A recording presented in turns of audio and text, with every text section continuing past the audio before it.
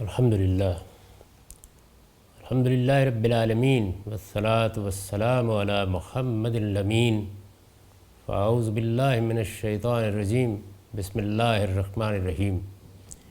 خواتین و حضرات، سورہ بقرہ کی تمہید زیر درس ہے۔ ہم آیت 21 سے مطالعے کی ابتدا کر رہے ہیں۔ ارشاد فرمایا، یا ایھا الناس اعبدوا ربکم الذی خلقکم والذین من قبلکم۔ لوگو، عام طور پر لوگ یہ خیال کرتے ہیں کہ جب اس طرح خطاب کیا جائے تو یہ خطاب عام ہے، لیکن قرآن مجید کے اسالیب پر نظر ہو تو ایسا نہیں ہوتا۔ یا ایھا الناس کہہ کے بعض اوقات ایک متعین اور محدود گروہ کو مخاطب کیا جاتا ہے۔ یہاں بھی جب ہم ان آیات کو پڑھتے ہیں تو یہ بالکل معلوم ہو جاتا ہے کہ یہ سورہ جس ماحول میں نازل ہو رہی ہے اس میں ایک طرف اہل کتاب ہے، سورہ کے اصل مخاطب وہی ہیں۔ سورہ کی تمہید جیسے ہی ختم ہوگی اصل مخاطب سامنے آ جائیں گے، یعنی تمہید کے خاتمے پر یا بنی اسرائیل سے خطاب شروع ہو جائے گا۔ لیکن اس کے ساتھ اوس اور خزرج کے مشرکین بھی موجود ہیں۔ اوس اور خزرج کے مشرکین ہی ہیں جن کو اللہ نے ایمان کی توفیق دی، رسالت بآب صلی اللہ علیہ وسلم کو انہوں نے یثرب آنے کی دعوت دی۔ انہی کی دعوت پر اور ان کے رؤسائے قبائل کے کہنے پر آپ تشریف لائے، آپ نے ہجرت کی۔ تاہم ابھی ان میں بھی بہت سے لوگ ہیں جو ایمان نہیں لائے، یا کسی حد تک متذبذب کھڑے ہیں، یا یہود کے ساتھ اپنے تعلقات کی وجہ سے ان کے فیصلے کو دیکھ رہے ہیں کہ وہ کدھر جاتے ہیں۔ یہ صورتحال ہے جس میں قرآن مجید نے جب تمہید باندھ دی، یعنی بات یہاں سے شروع کر کے کہ یہ کتاب تو اب نازل ہو گئی ہے، اس کے خدا کی کتاب ہونے میں کوئی شبہ نہیں ہے۔ جن لوگوں کو اس نے توفیق دی ہے وہ بن دیکھے خدا کو بھی مان رہے ہیں اور اس ہدایت کو بھی مان رہے ہیں جو ان کے پروردگار کی طرف سے ان کے پاس آ گئی ہے۔ دوسری جانب کچھ لوگ وہ ہیں کہ جنہوں نے انکار کا فیصلہ کر لیا ہے، کچھ لوگ وہ ہیں کہ جو انہی یہود میں سے منافقت کے ساتھ کچھ تجویزیں لے کے آ رہے ہیں۔ ان کی تمثیلات بیان کرنے کے بعد اب تھوڑی دیر کے لیے اوس و خزرج کے مشرکین کی طرف التفات کیا ہے۔ ان آیات کو آپ پڑھیں گے تو یہ بالکل واضح ہو جائے گا کہ ان کے مخاطب یہود نہیں ہو سکتے، بنی اسرائیل نہیں ہو سکتے۔ ان میں جو باتیں کہی گئی ہیں وہ انہی کے لیے موضوع ہیں۔ مشرکین بنی اسماعیل کا بھی یہاں سوال نہیں ہے، اس لیے کہ سورہ بحیثیت مجموعی اب کسی اور جانب رخ رکھتی ہے، یعنی یہ تو سارا کا سارا باب ہی در حقیقت اہل کتاب پر اتمام حجت کا ہے۔ تاہم وہاں ایک چھوٹا سا گروہ ابھی موجود ہے اور اس کی اہمیت ہے۔ رسالت مآب صلی اللہ علیہ وسلم کو اسی گروہ نے مدعو کیا ہے۔ اصل میں یثرب میں جن لوگوں کو اقتدار حاصل ہے وہ اوس و خزرجی کے لوگ ہیں۔ یہود کی حیثیت حلیف قبائل کی سی ہے۔ اس مسلمہ تاریخ سے ہم واقف ہیں، اس کو ذہن میں رکھیے اور پھر یہ دیکھیے کہ اس التفات کی نوعیت کیا ہے۔ میں نے اس پر لکھا ہے، یہود سے صرف نظر کر کے یہ ذرا دیر کے لیے یثرب اور اس کے نواح کے مشرکین کی طرف التفات ہے، یعنی جیسے ایک خطیب تھوڑی دیر کے لیے اپنا رخ موڑتا ہے اور کسی چھوٹے گروہ کو، چند لوگوں کو جو اسی مجمع میں موجود ہوتے ہیں مخاطب کر لیتا ہے۔ اصلاً کون مخاطب ہے؟ اصلاً اس سورہ کے مخاطب بنی اسرائیل یا اہل کتاب ہے، اور یہ گروہ وہاں موجود ہے، لہٰذا تھوڑی دیر کے لیے التفات ہوا ہے۔ التفات کا مطلب یہ ہے کہ خطاب کا رخ تھوڑی دیر کے لیے تبدیل ہوا ہے۔ یہود سے صرف نظر کر کے یہ ذرا دیر کے لیے یثرب اور اس کے نواح کے مشرکین کی طرف التفات ہے، جو خدا کے ان دشمنوں کی وسوسہ اندازیوں سے متاثر ہو کر ان کے اعتراضات بے جانے بوجھے دہرا رہے تھے۔ یعنی اعتراضات یہ کر رہے تھے، آگے کے اس پورے سلسلہ کلام سے واضح ہو جائے گا، اور یہ ظاہر ہے کہ یہ خیال کرتے تھے کہ یہ بسوی لوگ ہیں، پہلے سے کتابوں کے ماننے والے ہیں، نبیوں کے ماننے والے ہیں، یہ اگر یہ سوال اٹھا رہے ہیں تو آخر کچھ ہوگا ہی ان میں وزن۔ تو جو لوگ ابھی ان میں سے ایمان نہیں لائے تھے، یعنی اوس و خزرج میں سے، اوس و خزرج کے مشرکین میں سے، وہ بھی وہ اعتراضات بے جانے بوجھے دہرانا شروع کر دیتے تھے، اور اس طرح اپنے آپ کو اس نعمت عظمیٰ سے محروم کر رہے تھے جو خدا نے قرآن اور پیغمبر کی صورت میں انہیں عطا فرمائی تھی۔ اس میں شبہ نہیں ہے کہ یہ بہت بڑی خوش نصیبی تھی کہ رسالت مآب صلی اللہ علیہ وسلم کو مکہ سے ہجرت کر کے یثرب آنا پڑا، اور یثرب میں یہی گروہ تھا جس کو انصار ہونے کا شرف حاصل ہوا۔ اب جو لوگ ابھی ایمان نہیں لا رہے تھے یا رکاوٹیں کھڑی کر رہے تھے یا ابھی تک اہل کتاب سے متاثر تھے، وہ اس سے اندازہ کیا جا سکتا ہے کہ اپنے آپ کو کتنی بڑی نعمت سے محروم کر رہے تھے۔ تو اس وجہ سے یہ ذرا دیر کے لیے ان کی طرف رخ کر کے ان کو خطاب کیا ہے۔ اس خطاب کی نوعیت یہ سمجھ لینی چاہیے۔ اس وجہ سے یہ جو پہلو ہے یعنی ذرا دیر کے لیے التفات، اس کو میں نے یہاں قوسین میں واضح کیا ہے، اور وہ اس طرح واضح کیا ہے کہ ان کے پیچھے لوگ لگ کر تم اپنے آپ کو برباد کیوں کرتے ہو۔ یعنی ایک طرف تو یہ منکرین ہیں جنہوں نے فیصلہ کر لیا ہے کہ ہم نہیں مانیں گے، دوسری جانب یہ منافقین ہیں جو طرح طرح کی تجویزیں لے کے آ رہے ہیں تاکہ حق و باطل کے مابین اس فرقان کے ساتھ نہ کھڑے ہوں بلکہ کوئی التباس پیدا کر کے اپنے لیے راہ نکال لیں۔ تو یہ فرمایا کہ ان کے پیچھے لگ کر تم اپنے آپ کو برباد کیوں کرتے ہو، اور پھر خطاب ہوا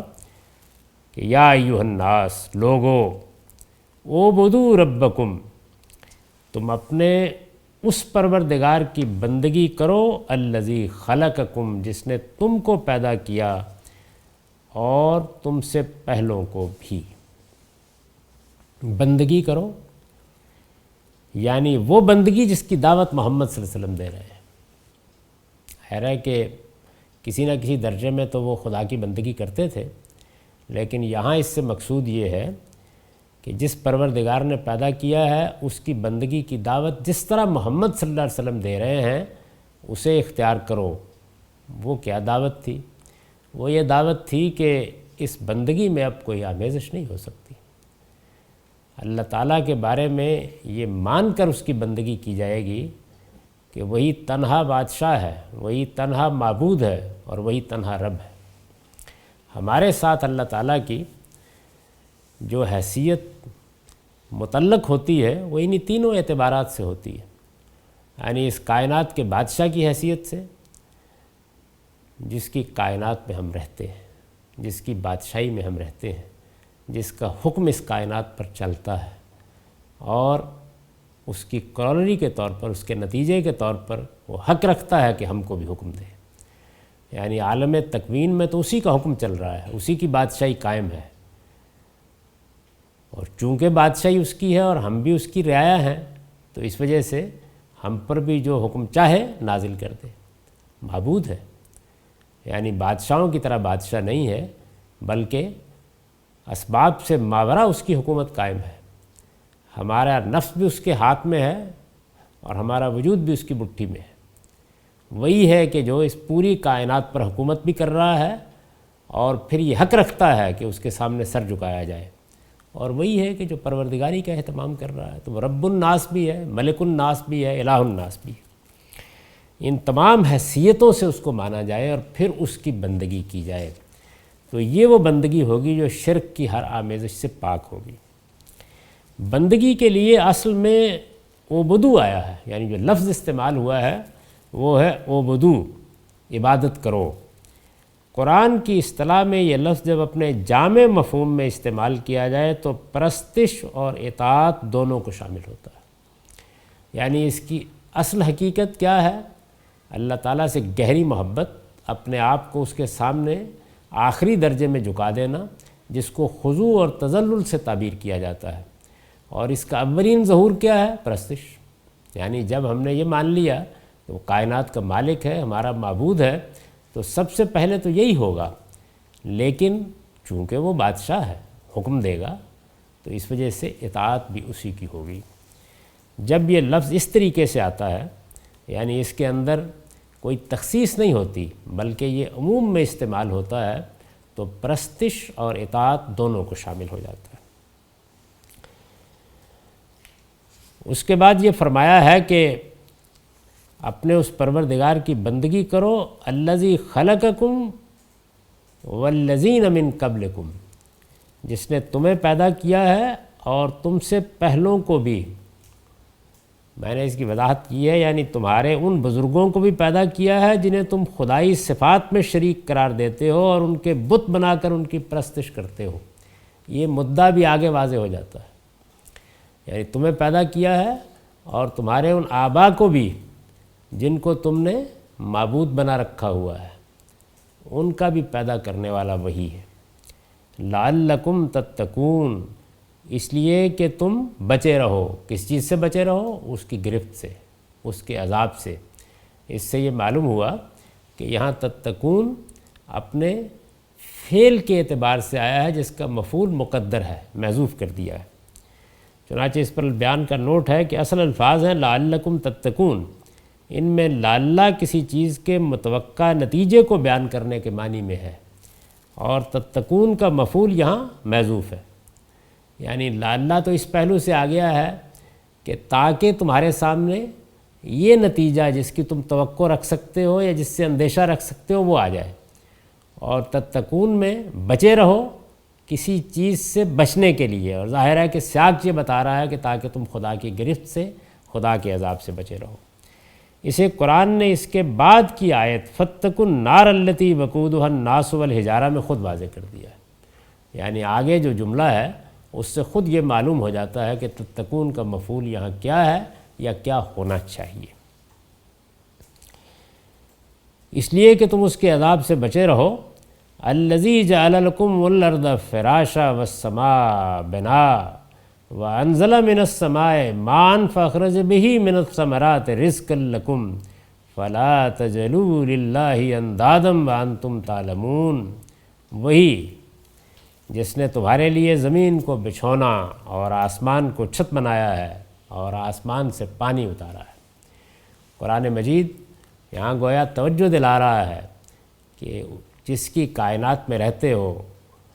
جس کا دیا ہوا کھاتے ہو، جس نے تمہارے لیے سب نعمتیں نازل کی ہیں، وہی پروردگار ہے جس کی بندگی کی تم کو دعوت دی جا رہی ہے۔ پھر اس سے تمہاری روزی کے لیے طرح طرح کے میوے پیدا کر دیے ہیں۔ فاخرج بھی من الثمرات رزقا لکم، اب ظاہر ہے کہ جب اس طرح تعارف کرایا ہے کہ وہ ہے کہ جس نے تمہارے لیے آسمان کو چھت بنایا ہے، اور وہ ہے کہ جس نے زمین کو تمہارے لیے بچھونا بنایا ہے، اور وہ ہے کہ جس نے آسمان سے پانی اتارا ہے، اور وہ ہے کہ جس نے طرح طرح کے پھل اور میوے اور سبزیاں اور دوسری اجراس تمہارے لیے پیدا کر دی ہیں، وہ پروردگار ہے جس کی بندگی کی تم کو دعوت دی جا رہی ہے۔ لہٰذا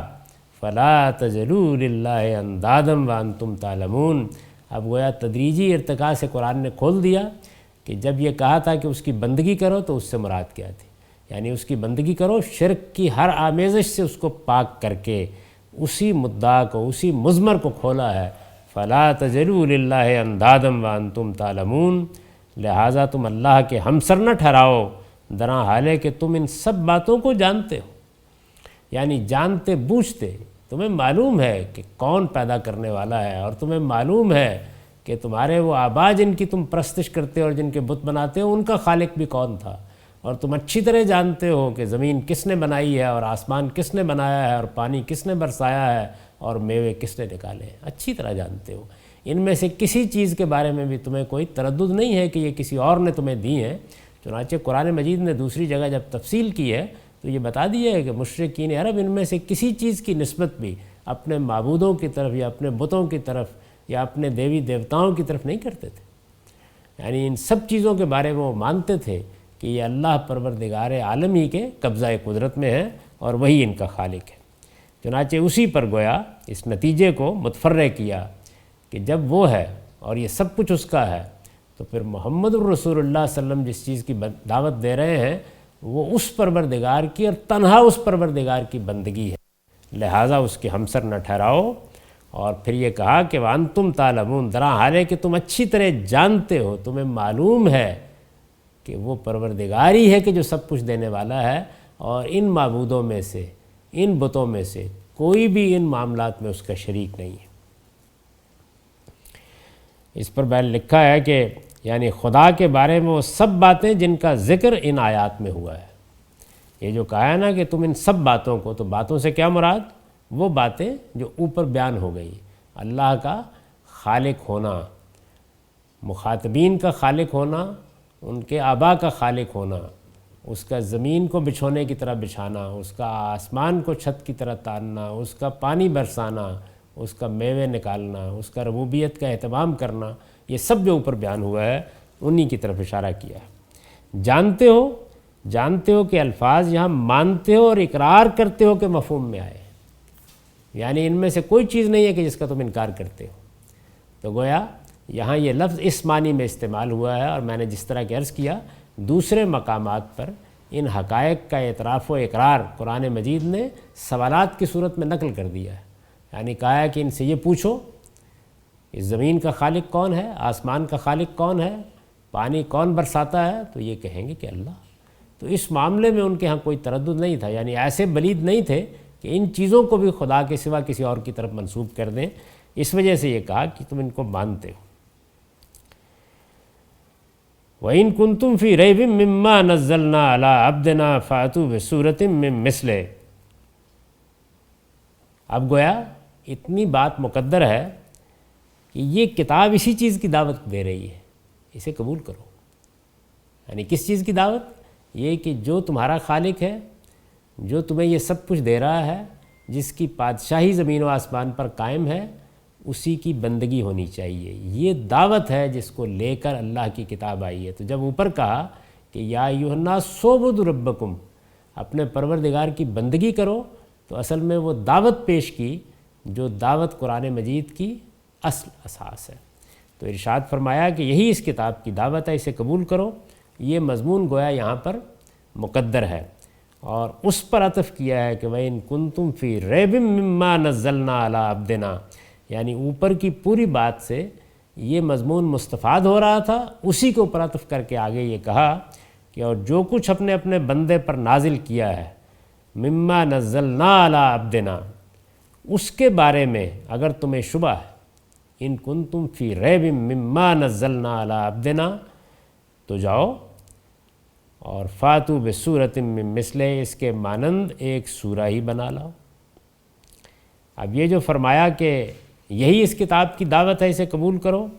تو جیسے کہ میں نے عرض کیا یہ مضمون اوپر کے پیرے سے مستفاد ہو رہا ہے، اور اس کا مدعا کیا ہے اسے میں نے اس طرح وضاحت کی ہے کہ یعنی شرک کی ہر آلائش سے بالکل پاک ہو کر خدا کی بندگی کرنے کی جو دعوت یہ کتاب لے کر نازل ہوئی ہے، اسے مانو اور اس کے مطابق خدا کی بندگی کرو۔ یعنی سادہ الفاظ ہیں، عبادت کرو، بندگی کرو، لیکن جس سیاق میں آئے ہیں، جس تدریج کے ساتھ ان کے مدعا کو قرآن نے کھولا ہے، اسے سامنے رکھیے تو یہ پوری بات ہے جو ان الفاظ میں کہی گئی ہے۔ یہ وہی اسلوب ہے کہ جب ایک چیز اپنے سیاق سے، سباق سے، پس منظر سے واضح ہے تو وہ اپنے اجمال کے ساتھ بھی پورے مدعا کو بیان کرتی ہے۔ یہاں پر اعبدوا کا لفظ اسی رعایت سے استعمال ہوا ہے، تو اس کے یہ پہلو ہیں جن کو کھول دیا ہے، یعنی شرک کی ہر آلائش سے بالکل پاک ہو کر خدا کی بندگی کرنے کی جو دعوت یہ کتاب لے کر نازل ہوئی ہے، اسے مانو اور اس کے مطابق خدا کی بندگی کرو۔ اس پہلو سے یہ بات کہہ کے پھر اس کے اوپر اگلی بات ارشاد فرمائی ہے کہ جو کچھ ہم نے اپنے بندے پر نازل کیا ہے اس کے بارے میں اگر کوئی شبہ ہے تو پھر ایک اور دلیل دی ہے کہ اس پہلو سے غور کر لو، اور اگر تم سمجھتے ہو کہ یہ اللہ کی کتاب نہیں ہے تو ہم تمہیں یہ چیلنج دے رہے ہیں کہ تم اس کے مانند ایک سورہ ہی بنا لاؤ۔ وَإِن كُنتُمْ فِي رَيْبٍ مِّمَّا نَزَّلْنَا عَلَىٰ عَبْدِنَا فَأْتُوا بِسُورَةٍ مِّن مِّثْلِهِ وَادْعُوا شُهَدَاءَكُم مِّن دُونِ اللَّهِ إِن كُنتُمْ صَادِقِينَ، اور جو کچھ ہم نے اپنے بندے پر نازل کیا ہے اس کے بارے میں اگر تمہیں شبہ ہے تو جاؤ اور اس کے مانند ایک سورہ ہی بنا لاؤ، اور اس کے لیے خدا کے سوا تمہارے جو زعماء ہیں انہیں بھی بلا لو اگر تم اپنے اس گمان میں سچے ہو۔ پہلی بات تو یہ فرمائی کہ جاؤ پھر ایک سورہ بنا کے لاؤ، یعنی تم سمجھتے ہو کہ یہ جو کلام ہے یہ ان کا اپنا گھڑا ہوا ہے، تو پھر تو کوئی تردد نہیں ہونا چاہیے، ایسا کلام تم بھی پیش کر دو۔ کس پہلو سے یہ کہا ہے اس پر البیان کا نوٹ ہے۔ مطلب یہ ہے کہ تم اگر اسے خدا کی کتاب نہیں سمجھتے تو اپنی ہدایت، مضامین اور اپنے اسلوب بیان کے لحاظ سے یہ جس شان کا کلام ہے، اصل میں یہ وہ پہلو ہے۔ عام طور پر لوگوں نے یہ خیال کیا کہ قرآن مجید اپنے اسلوب کا چیلنج دے رہا ہے، اور یہ کہہ رہا ہے کہ یہ جیسا فصیح و بلیغ کلام ہے تم بھی بنا لاؤ۔ بات اتنی سی نہیں ہے، یعنی قرآن مجید کا ایک مدعا ہے، وہ ایک ہدایت لے کر آیا ہے، وہ جو خدا ہے وہ اپنی ایک شان رکھتی ہے، اس کے مضامین ہیں، یعنی اس میں کیا باتیں بیان ہوئی ہیں، اور پھر ان مضامین کو بیان کرنے کے لیے ایک شاہانہ اسلوب ہے جو قرآن مجید نے اختیار کیا ہے۔ اس پورے مجموعے کو سامنے رکھ کر قرآن یہ کہتا ہے کہ جس شان کا یہ کلام ہے اس شان کی کوئی ایک سورہ ہی بنا کر پیش کر دو۔ یہ جو لفظ میں نے استعمال کیا کہ جس شان کا یہ کلام ہے، تو اس سے یہ واضح کرنے کی کوشش کی ہے کہ اس کی نقل پیش کرنا مقصود نہیں ہے۔ عام طور پر لوگوں نے اس کو اس معنی میں لیا کہ قرآن مجید کے اسلوب کو سامنے رکھ کے جس طرح اس کے قوافی ہیں، جس طرح کے فواصل ہیں، جس طریقے سے وہ ایک بات کو بیان کرتا ہے، اس طرح کی کچھ آیات بنا کر یا ایک سورہ بنا کر پیش کر دی جائے۔ یہ تو خود اعتراف عجز ہے کہ قرآن نے جو نمونہ پیش کر دیا ہے آپ اس کی نقل کرنے سے آگے نہیں بڑھ سکتے ہیں۔ مطلب یہ ہے کہ جس طرح اس نے دلوں میں ایک زلزلہ برپا کر دیا ہے، جس طرح اس نے حقائق کا پردہ اٹھا دیا ہے، جس طرح یہ ایسی باتیں بیان کر رہا ہے کہ جو کسی انسان کے وہم و گمان میں نہیں آ سکتی ہیں، جس شان سے اور جس جگہ سے یہ گفتگو کرتا ہے، اس شان کی کوئی چیز پیش کرو، اس کے مقابل کی کوئی چیز تم بھی لے آؤ جو حقائق کو اس طرح بیان کر رہی ہو، جس میں یہ معلوم ہو رہا ہو کہ آسمان سے کوئی بولتا ہوا محسوس ہوتا ہے، جس کے اندر الفاظ کی ندرت بھی ہو، جس کے اندر فصاحت و بلاغت کا یہ کمال بھی ہو، اور پھر اس کے مضامین انسانی مضامین سے بہت بالا تر ہو کر تمہارے سامنے آئیں، یہاں تک کہ عقلوں کو بالکل متحیر کر کے رکھ دیں۔ تو قرآن مجید کا یہی پہلو ہے جو 14 صدیوں سے اپنے آپ کو قائم رکھے ہوئے ہے، یعنی ایک ایسی کتاب جو زمانے کے ہر امتداد سے بالکل بالا ہے، جس پر دنیا کی اور تاریخ کی کوئی کروٹ اثر انداز نہیں ہوئی، جس میں جو باتیں بیان کی گئی ہیں وہ انسان جس طرح کی باتیں بیان کرتا ہے ان سے بالکل ہی مختلف طریقے کی چیزیں ہیں۔ تو قرآن مجید جس شان کا کلام ہے اس کے مقابل میں اسی شان کا کوئی کلام پیش کرنا، یہ اصل میں وہ چیلنج ہے جو قرآن مجید نے دیا۔ تمہارے گمان کے مطابق یہ کام اگر بغیر کسی علمی اور ادبی پس منظر کے تمہاری قوم کے ایک فرد محمد صلی اللہ علیہ وسلم کر سکتے ہیں تو تمہیں بھی اس میں کوئی دقت نہ ہونی چاہیے۔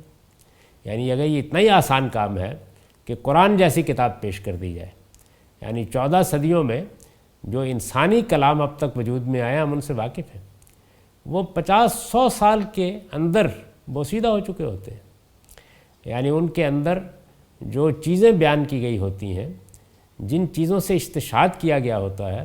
جن چیزوں کو ایک حقیقت کے طور پر پیش کر دیا گیا ہوتا ہے، وہ سب کے سب ماضی کے قصے ہو کر رہ جاتے ہیں۔ انسانی علم آگے بڑھتا ہے اور اس کے بعد کچھ بھی باقی نہیں رہتا۔ بڑی سے بڑی چیز کو اٹھا کے دیکھ لیجئے، آج سے 50-100 سال کا 50-100 سال پہلے کا بھی اگر کوئی شاہپارہ ادب اٹھا لیجئے اور کوئی غیر معمولی علمی چیز اٹھا لیجئے، نیوٹن ابھی کل کی بات ہے، اس کی پرنسپل اٹھا کے دیکھ لیجئے، ارسطو و سقراط و افلاطون کی تحریریں موجود ہیں ان کو اٹھا کے دیکھ لیجئے، صاف معلوم ہو جائے گا کہ انسان کی کچھ محدودیتیں ان کے اندر ہی وہ کلام کر سکتا ہے۔ تو قرآن مجید اس وقت بھی اس سے بالا تر تھا، اس وقت بھی اس سے بالا تر ہے، اور یہ اصل میں وہ شان ہے، یہ وہ کلام کا خاص پہلو ہے جس کے مقابل کی کوئی چیز پیش نہیں کی جا سکتی۔ ورنہ تو اقبال کے کلام کو سامنے رکھ کر، قرآن مجید کو سامنے رکھ کر کوئی بھی ذہین شخص اس کی نقل آپ کے سامنے پیش کر سکتا ہے، نقل پیش کرنا مقصود نہیں ہے۔ تمہارے گمان کے مطابق یہ کام اگر بغیر کسی علمی اور ادبی پس منظر کے تمہاری قوم کے ایک فرد محمد صلی اللہ علیہ وسلم کر سکتے ہیں تو تمہیں بھی اس میں کوئی دقت نہ ہونی چاہیے۔ یہ ایک دوسرا پہلو ہے جس کی طرف میں نے اشارہ کیا، یعنی مطلب قرآن کا یہ ہے کہ اگر یہ معاملہ ایسا ہی ہے اور انسان کی گرفت میں آ سکتا ہے تو پھر محمد صلی اللہ علیہ وسلم کا بھی کوئی ایسا پس منظر نہیں ہے کہ جس میں تم یہ کہو کہ یہ تو ہیں ہی اعلیٰ درجے کے شاعر، بڑے غیر معمولی ادیب تھے، پہلے بھی یہی صورت تھی۔ ایک عام انسان کی حیثیت سے ایک شخص اٹھا اور اس نے یہ کلام پیش کر دیا، تو پھر تو تمہیں بھی کوئی دقت نہیں ہونی چاہیے، اسی شان کا ایک کلام پیش کر دو۔ اپنے متعلق یہ قرآن کا چیلنج ہے جو اس نے اپنے اولین مخاطبین کو دیا اور ان میں سے کوئی بھی اس کا سامنا کرنے کی جرات نہ کر سکا۔ تو گویا مدعا یہ ہے کہ قرآن مجید نے ان کے باطن کو توجہ دلائی ہے کہ تم جب اس کلام کو سنو گے اور جب اس کے منبع و ماخذ کو اس کی آیات کے اندر محسوس کرو گے اور جب اس میں خدا کو بولتا ہوا دیکھو گے، اور جب تم جس طریقے سے یہ کسی واقعے کو بیان کرتا ہے یا کسی حقیقت سے پردہ اٹھاتا ہے یا کسی کائناتی تصور کو ہمارے سامنے پیش کرتا ہے، اس میں جو اعتماد، جو شان، جس طرح سے کیٹیگوریکل انداز میں وہ بات کرتا ہے، جب تم اس کو محسوس کرو گے تو خود جان لو گے کہ یہ کلام محمد صلی اللہ علیہ وسلم کے ہاں سے صادر نہیں ہوا، این کتاب از آسمان دیگر است۔ اس میں ایک اور لفظ استعمال ہوا ہے، اور وہ یہ ہے کہ تم ایک سورہ ہی بنا لاؤ اور وَدُّوا شُهَدَاءَكُم مِّن دُونِ اللَّهِ إِن كُنتُمْ صَادِقِينَ، اور اس کے لیے خدا کے سوا تمہارے جو زعماء ہیں انہیں بھی بلا لو۔ اس پر میں نے لکھا ہے کہ اصل میں لفظ شہداء استعمال ہوا ہے، یعنی زعماء، ترجمان اور نمائندے، یہ ان معنی میں یہ لفظ عربی میں آتا ہے۔ مدعا یہ ہے کہ جنوں اور انسانوں میں سے اپنے وہ زعماء بلا لو جو تمہارے اس دعوے میں شریک ہیں اور جن میں سے بعض کو تم خدائی اختیارات کے حامل سمجھتے ہو، یعنی سب جمع ہو جاؤ، سب مل کے کوشش کر دیکھو۔ یہ نہیں ہے کہ تمہیں اس کلام کی ایک نقل اتارنی ہے، نہیں، اس شان کی کوئی چیز پیش کرنی ہے۔ محمد اگر یہ پیش کر سکتے ہیں تمہاری قوم کے ایک فرد، تمہارے بقول ایسا کوئی معاملہ ان کے ساتھ خاص نہیں ہے، وہ بھی بازاروں میں پھرتے ہیں، وہ بھی کھاتے ہیں، وہ بھی پیتے ہیں، تمہارے اندر زندگی بسر کر چکے ہیں، ایک عمر گزار چکے ہیں، اگر وہ پیش کر سکتے ہیں تو تم سب مل کر بھی پیش کر دو۔ تو اس میں یہ لفظ استعمال کیا ہے شہداء، یعنی زعماء، ترجمان، نمائندے، جن پر تمہارا اعتماد ہے، جو آگے بڑھ بڑھ کے باتیں کر رہے ہیں، جو اعتراضات القاء کر رہے ہیں، جن کو تمہارے یہاں خصوصی حیثیت حاصل ہے، خواہ وہ جنوں میں سے ہیں خواہ وہ انسانوں میں سے ہیں۔ جنوں میں سے اس لیے اشارہ کیا کہ در حقیقت عربوں کے ہاں خود ان کے شاعروں کے پس منظر میں بعض جنوں کا الہام مانا جاتا تھا، تو اس وجہ سے یہ کہا کہ ان کو بھی بلا لو، یعنی جن پر تمہیں اعتماد ہے وہ اگر شاعری القاء کر سکتے ہیں تو اس وقت تو گویا ان کا سارا کارخانہ ہی اس کلام کی زد میں ہے، اس وجہ سے سب کو آنا چاہیے اور سب مل کے کوشش کر دیکھیں۔ تو یہ بتا کے یہ کہا کہ ان کنتم صادقین، اگر تم اپنے اس گمان میں سچے ہو، یعنی اپنے اس گمان میں کہ یہ خدا کا کلام نہیں ہے بلکہ محمد صلی اللہ علیہ وسلم اسے اپنی طرف سے گھڑ کر پیش کر رہے ہیں، یہ اس گمان کی جو اس جملے میں چھپا ہوا ہے، یعنی جملہ تو اتنا ہی ہے کہ اگر تم سچے ہو تو ظاہر بات ہے کہ کس پہلو سے،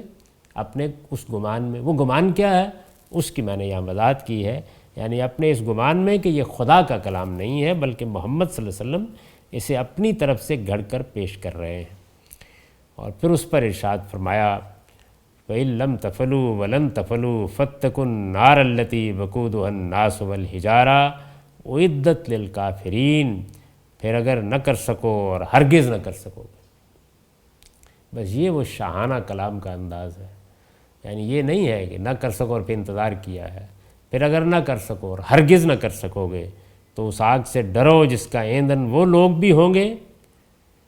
جو نہیں مانتے۔ وقودها الناس والحجارہ کہا ہے، یعنی لوگ بھی، تو لوگوں سے مراد کیا ہے؟ وہ لوگ جو نہیں مانتے، اس وجہ سے میں نے اس کو قوسین میں کھول دیا ہے، اور ان کے وہ پتھر بھی جنہیں وہ پوجتے ہیں، یعنی اصل الفاظ جو ہیں وہ یہ ہیں کہ جس کا ایندھن لوگ اور پتھر ہوں گے، لیکن لوگوں سے کیا مراد ہے؟ وہ لوگ جو منکرین ہیں، اور پتھروں سے کیا مراد ہے؟ وہ پتھر جو پوجے جا رہے ہیں۔ تو اس کی وضاحت کر دی ہے، جس کا ایندھن وہ لوگ بھی ہوں گے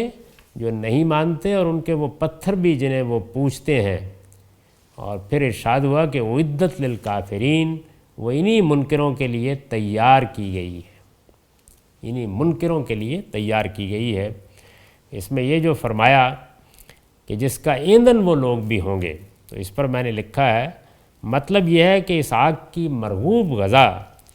یا وہ جسم ہوں گے جن میں کفر و شرک کا مواد بھرا ہوا ہے، اور یا وہ پتھر جو معبود کی حیثیت سے اس دنیا میں پوجے گئے۔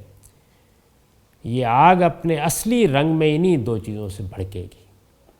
یعنی گویا قرآن مجید یہاں جو تصویر کھینچتا ہے وہ یہ ہے کہ جہنم کی جو آگ ان کے لیے دہکائی جائے گی، وہ جب یہ اس میں ڈالے جائیں گے اور ان کے پتھر بھی اس میں جھونک دیے جائیں گے، ان کے بت بھی اس میں جھونک دیے جائیں گے، تو وہ اپنے اشتعال میں اور بڑھے گی اور بھڑکے گی، اور یہی ہیں کہ جو اس کا ایندھن بن جائیں گے، اور پھر وہ دوسروں کو بھی اسی طرح جلا کر بھسم کرے گی۔ تو اس پہلو کو خاص طور پر نمایاں کیا، جس کا ایندھن وہ لوگ بھی ہوں گے جو نہیں مانتے، اور ان کے وہ پتھر بھی جنہیں وہ پوجتے ہیں۔ وہ پوجتے ہیں پر البیان کا نوٹ ہے، یہ پتھر اپنے پوجنے والوں کی فضیلت اور اس طرح ان کے عذاب میں اضافے کے لیے دوزخ میں پھینکے جائیں گے۔ ظاہر ہے کہ ان پتھروں کا تو کوئی قصور نہیں ہے جن سے بت تراشے گئے، وہ کیوں دوزخ میں پھینک دیے جائیں گے؟ تو میں نے وضاحت کی ہے کہ یہ پتھر اپنے پوجنے والوں کی فضیلت اور اس طرح ان کے عذاب میں اضافے کے لیے دوزخ میں پھینکے جائیں گے، تاکہ وہ دیکھ لیں کہ دنیا میں جن کی خدائی کا شہرہ تھا آج وہ کس انجام کو پہنچے۔ یعنی ان کی تو ساری عقیدتیں ظاہر ہے کہ انہی پتھروں کے ساتھ وابستہ تھیں، ان کے پیچھے وہ بعض شخصیات کو مانتے تھے اور پھر ان کی علامت کے طور پر ان پتھروں کو پوجتے تھے، تو نہ وہ شخصیتیں وہاں ہوں گی، سب ہوا ہو جائے گا، اور نہ پتھروں کی کوئی حیثیت سامنے آئے گی کہ وہ کس چیز کی علامت تھے، لیکن ان کی عقیدت کا وہ دنیا میں مرجع رہے، ان کی عبادت کا مرجع رہے، اس لیے ان کے ساتھ وہ بھی وہیں جھونک دیے جائیں گے، تاکہ یہ پوجنے والوں کے لیے بھی باعث فضیلت ہو اور یہ حقیقت بھی نمایاں ہو جائے کہ کس بلادت میں اور کس حماقت میں مبتلا رہے ہو۔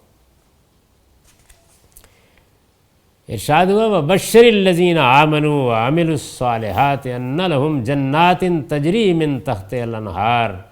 كُلَّمَا رُزِقُوا مِنْهَا مِن ثَمَرَةٍ رِزْقًا قَالُوا هَذَا الَّذِي رُزِقْنَا مِن قَبْلُ وَأُتُوا بِهِ مُتَشَابِهًا وَلَهُمْ فِيهَا أَزْوَاجٌ مُطَهَّرَةٌ وَهُمْ فِيهَا خَالِدُونَ۔ معاف کیجیے،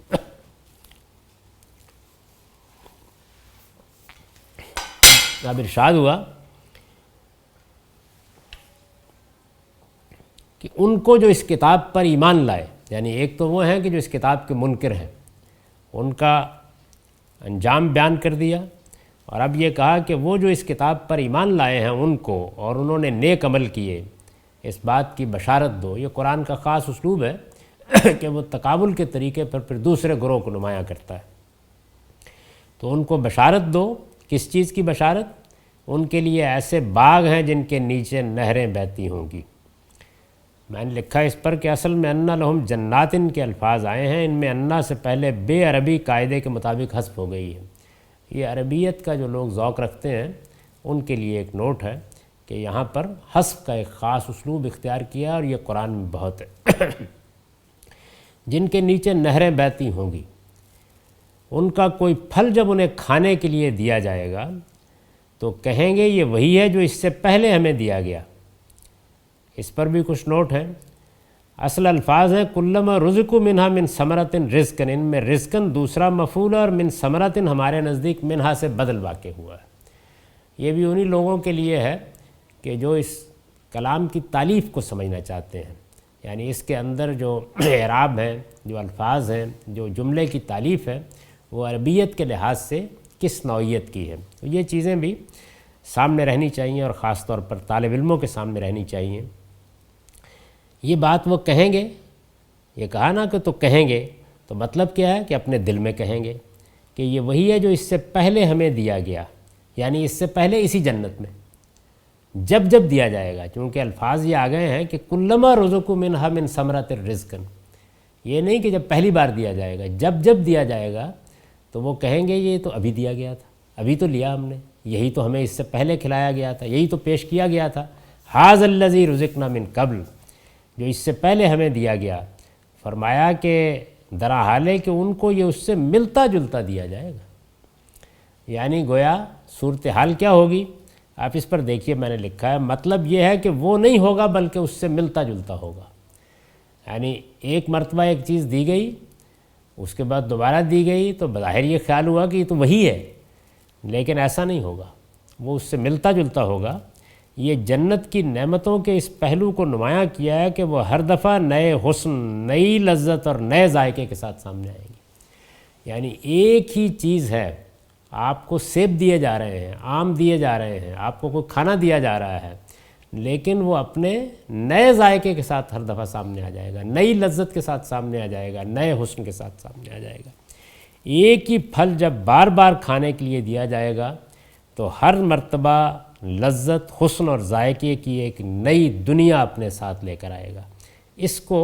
اس تصویر میں بیان کیا کہ جب جب دیا جائے گا کہیں گے کہ یہی تو اس سے پہلے دیا گیا، درا حال ہے کہ ان کو یہ اس سے ملتا جلتا دیا جائے گا۔ وَلَهُمْ فِيهَا أَزْوَاجٌ مُطَہَّرَةٌ، اور ان کے لیے وہاں پاکیزہ بیویاں ہوں گی،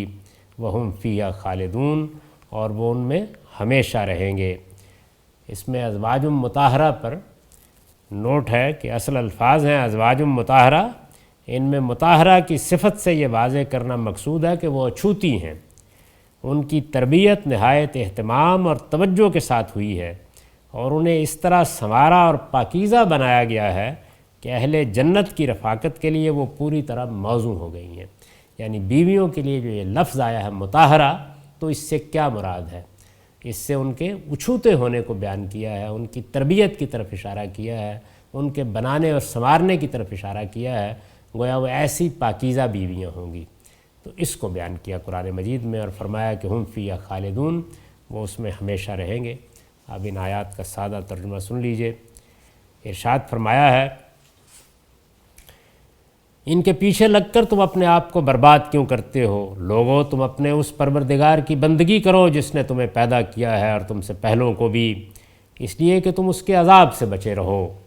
وہی جس نے تمہارے لیے زمین کو بچھونا اور آسمان کو چھت بنایا ہے اور آسمان سے پانی اتارا ہے، پھر اس سے تمہاری روزی کے لیے طرح طرح کے میوے پیدا کر دیے ہیں، لہٰذا تم اللہ کے ہمسر نہ ٹھہراؤ، درا حال ہے کہ تم ان سب باتوں کو جانتے ہو۔ یہی اس کتاب کی دعوت ہے، اسے قبول کرو۔ اور جو کچھ ہم نے اپنے بندے پر نازل کیا ہے اس کے بارے میں اگر تمہیں شبہ ہے تو جاؤ اور اس کے مانند ایک سورہ ہی بنا لاؤ، اور اس کے لیے خدا کے سوا تمہارے جو زعماء ہیں انہیں بھی بلا لو، اگر تم اپنے اس گمان میں سچے ہو۔ پھر اگر نہ کر سکو اور ہرگز نہ کر سکو گے تو اس آگ سے ڈرو جس کا ایندھن وہ لوگ بھی ہوں گے جو نہیں مانتے، اور ان کے وہ پتھر بھی جنہیں وہ پوجتے ہیں، وہ انہی منکروں کے لیے تیار کی گئی ہے۔ اور ان کو جو اس کتاب پر ایمان لائے اور انہوں نے نیک عمل کیے، اس بات کی بشارت دو اے پیغمبر کہ ان کے لیے ایسے باغ ہیں جن کے نیچے نہریں بہتی ہوں گی، ان کا کوئی پھل جب انہیں کھانے کے لیے دیا جائے گا تو کہیں گے یہ وہی ہے جو اس سے پہلے ہمیں دیا گیا، درا حال ہے کہ ان کو یہ اس سے ملتا جلتا دیا جائے گا، اور ان کے لیے وہاں پاکیزہ بیویاں ہوں گی اور وہ ان میں ہمیشہ رہیں گے۔ اقول قولی ھذا واستغفر اللہ لی ولکم ولسائر